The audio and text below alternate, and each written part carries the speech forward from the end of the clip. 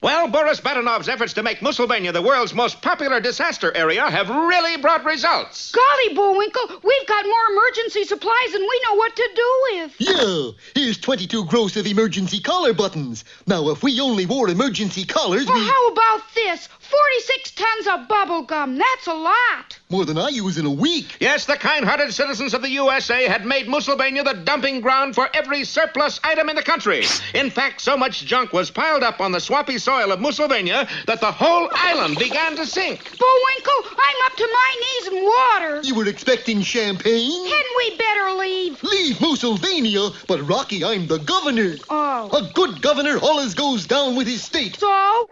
Natasha, you wouldn't believe it. That idiot Moose is going to drown himself.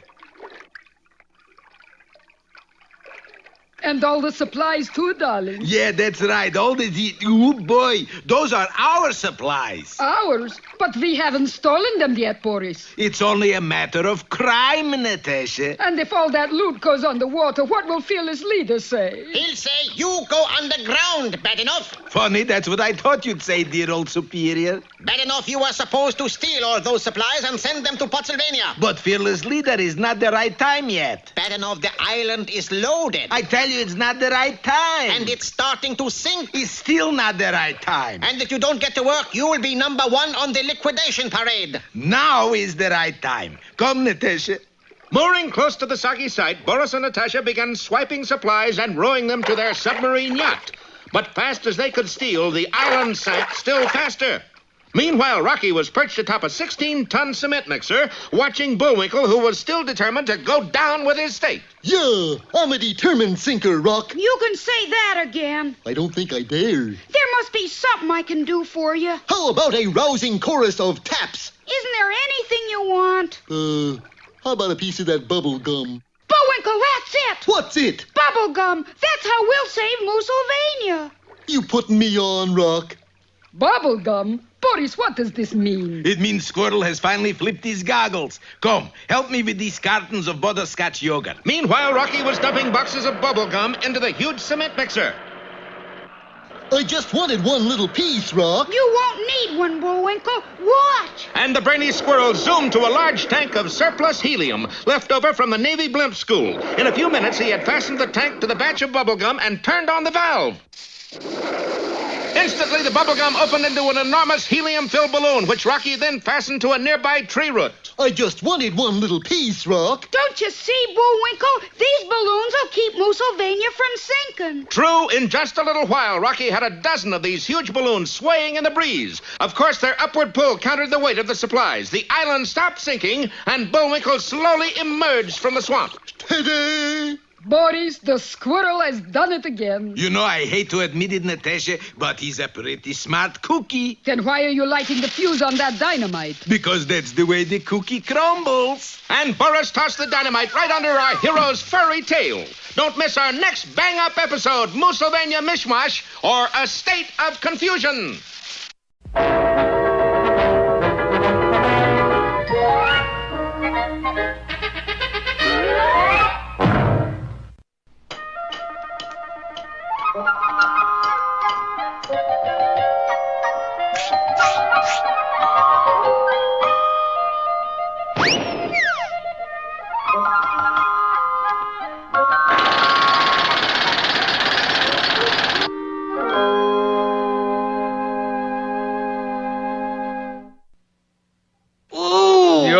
There you are, Junior. Don't you know dinner's on the table? Oh, please, don't mention dinner, Dad. Oh, off your feet, eh? Yeah, thanks to one of your morals. Oh, which one is that? An apple a day keeps the doctor away. That's not one of mine. Besides, it looks like you've had more than one apple. Oh, but golly, you wouldn't think 14 of them would give you a tummy ache. You would if they weren't ripe. But they are ripe.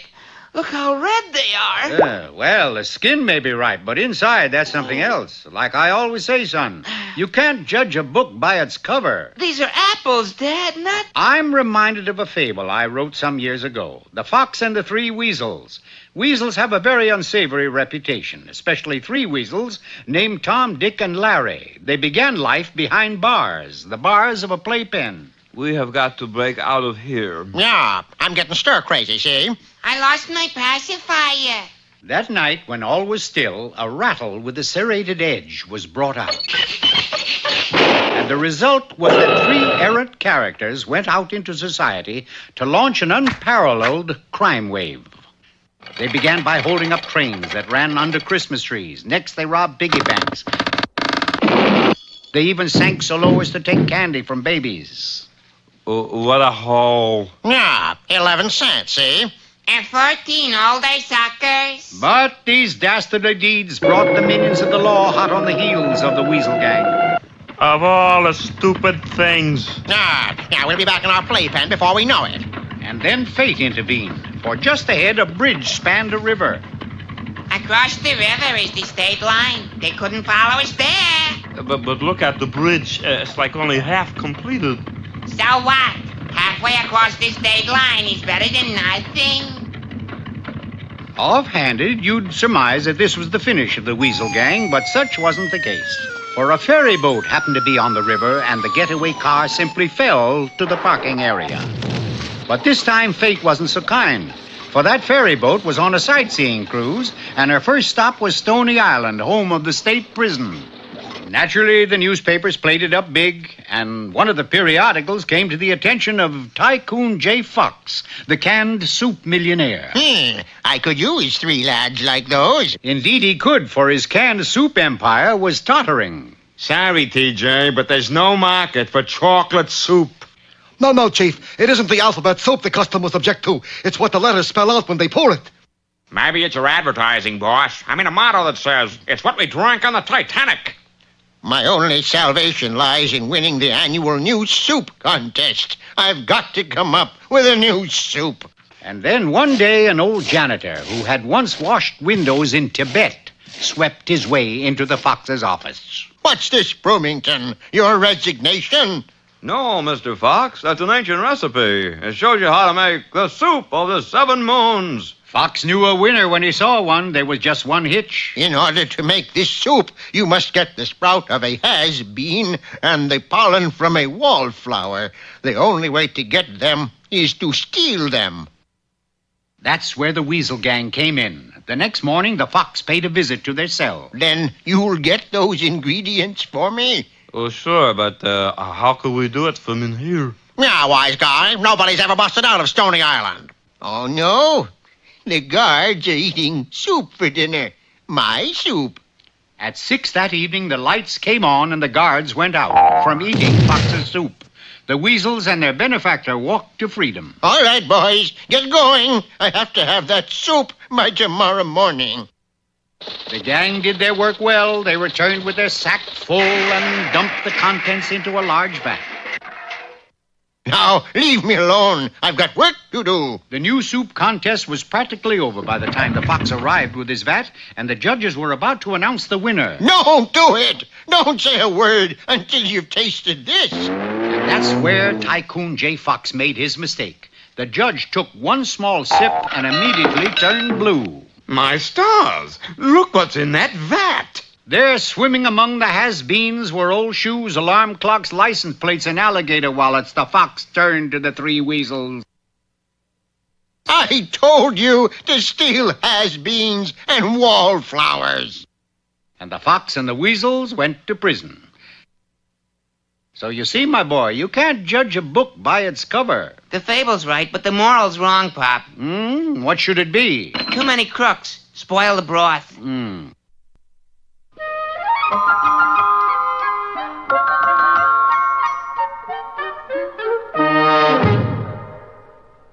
And now, here's that man with helpful hints for everyone in the land, Mr. Know-It-All. Hello there, Hinterlanders everywhere. Today we take up the problem of how to become a successful member of the U.S. Peace Corps. When you are sent into primitive country to help your fellow man, the first important thing is to find a fellow man. Then show them that your country has a new approach. The people back home really care. Offer them beads and trinkets. Primitive peoples like this appreciate that kind of thing. Fake, fake, fake, keep, fake. If, however, you find their state of industrial or scientific development farther along than you had supposed, the Peace Corps workers should offer assistance by showing the foreign friend how to repair or improve whatever devices they have. Kindly, brother, I have fixed your machine, so it is quieter now. Courtesy, U.S. Peace Corps! The next most important thing is to work along with them. That nothing too difficult for them is too difficult for you. And there you have it. The end product inspired by cooperation, friendship, and brotherhood. Gosh, Mr. Know-It-All, it looks to me like you've just inspired this friendly friend from another land to build a rocket ship. Yeah, happens every time. Is it for defense? No. Space travel? No. Then what? It's their way of getting me out of the country faster.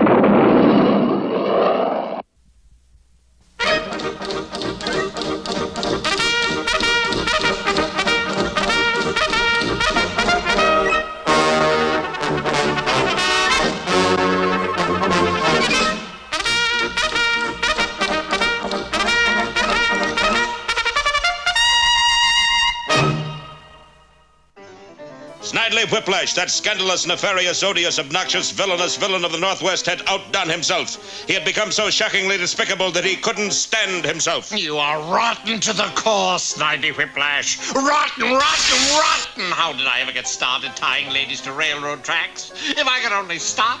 But I can't stop. I've got this thing. I've always told you, Dudley, that Snidely Whiplash was a bad egg. Yes, you have, Inspector. Well, I have invented a Snidely catching machine. And it's a beauty. How does it work, Inspector? Well, you see this dummy woman here next to the railroad tracks? Yes? Well, Snidely isn't going to be able to resist trying to tie her to the railroad tracks. He has a thing about that. So what will happen? Try it, Dudley. All right. Oh, Father, I am bored. Why don't you go read a book? Is that all you can tell me? Go read a book? Well. Sometimes, Dudley, I don't think you realize just how hard it is being inspector of the RCMP, having to constantly make decisions. Could you make a decision about getting me out of this thing? Nell took her father's advice and did read a book. In fact, she read hundreds of books. And since the only books the RCMP had were books on law, Nell developed a fabulous legal mind. Meanwhile, Inspector Fenwick and Dudley put their Snidely catching machine to work. You don't know how I hate myself for doing this, but I've got this thing about tying ladies to railroad tracks. Caught at last. Oh, Inspector Fenwick, you don't know how happy you've made me. I've been a fiend. If I'd kept it up, who knows where I would have ended. Release that man. What? You got no habeas corpus, and by judicature, this man has right to bail. I've told you, Nell, about using language like that. There'll be no profanity here. I am here to see that justice is administered. Please, Nell, really, I'm better off here. I'm a lady-tying fiend. Aha! Forced you into admitting that, eh?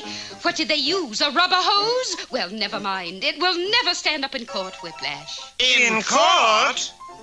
Oh, confound you, Dudley. Standing there with your placid, noble face. We may lose this case. I may have a placid, noble face, Inspector Fenwick, but just how can we win it? Let me ask you this, Dudley. How do you fight logic? Well... by superior deception. Deception, sir, but we're the good guys. Superior deception. Now, I'll be the prosecuting attorney and you'll be the judge. Don't you see, Do-Right? We can't help but get a conviction. But, sir, is that playing it the Canadian way? Order in the court. Will everyone please rise? Prosecutor, are you prepared to state your case? I am, Your Honor. Defense attorney, you prepared to state your case? I am, Your Honor. And so Inspector Fenwick brought forth witness after witness, professing to the nefarious, odious, obnoxious, villainous character of Snidely Whiplash. And every time Nell Fenwick tried to object... I object, Your Honor. Objection overruled. Her objection was overruled. It looked like an open and shut case. Everyone in the courtroom knew beyond a shadow of a doubt that Snidely Whiplash was as good as behind bars. But then, Nell spoke. Your Honor, ladies and gentlemen of the jury, I've come to speak not of the man you see before you, charged with a heinous crime of tying little old ladies to railroad tracks, but of Snidely Whiplash, that little Canadian boy running through the Canadian forests with no mother or father to take care of him, all alone, whose only pastime was to tie the mountain daisies together and to decorate the little forest animals, for they, ladies and gentlemen, were his friends. Tying things became a mania with him. He started to tie all sorts of things, Boy Scout knots, Boy Scouts, and finally ladies to the railroad tracks. Your Honor, we know tying ladies to railroad tracks is wrong, but who's to blame? If we could have guided this poor barefoot boy, his only friend, a bunch of wild daisies, where would he have been today? Ladies and gentlemen, that barefoot boy is not on trial here today. You are. Nell! Oh, Nell, you're right. We are to blame. I find that barefoot boy over there not guilty. You mean I'm free to go? Yes, Snidely, but one thing. Yes, Your Honor. When you're running through the Canadian forest, Yes, Your Honor. pick a daisy for me.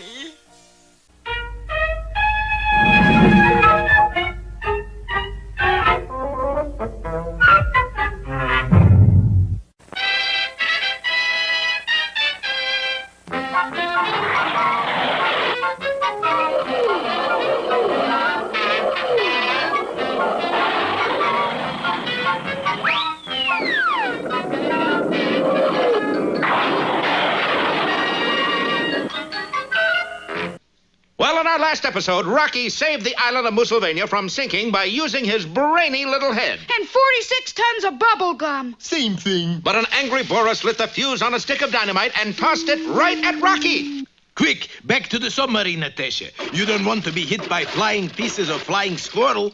Calling Boris Badenov. Coming, Badenov.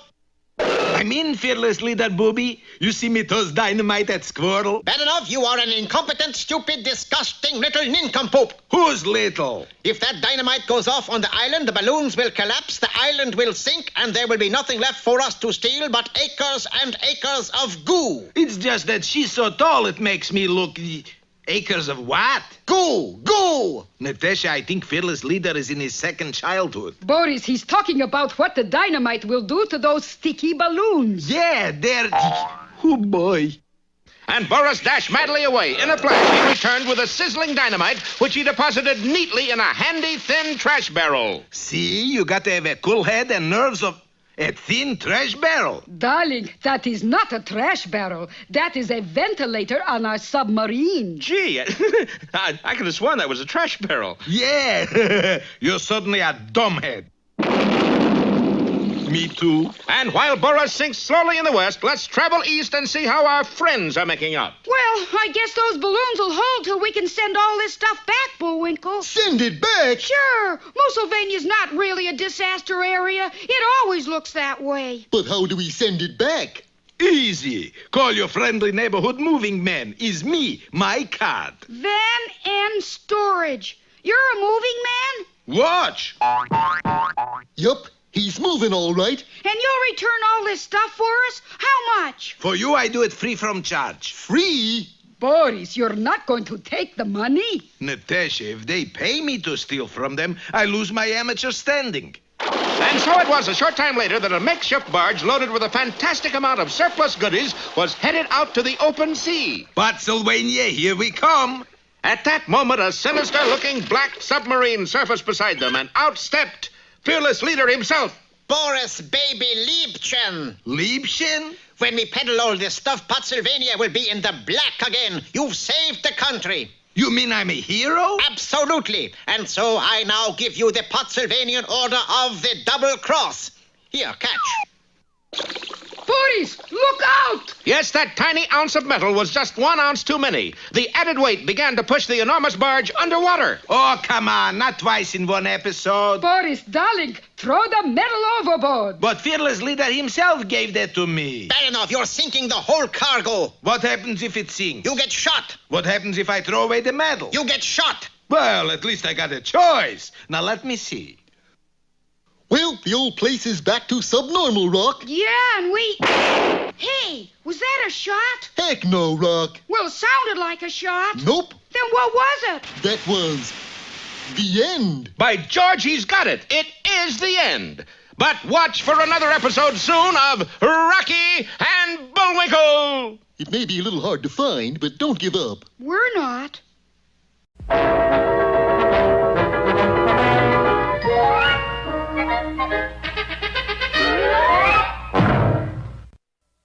Hi there, culture bugs. Today's epic is a poem about the English garden, name of the cherry tree. Up into the cherry tree, who should climb but little me?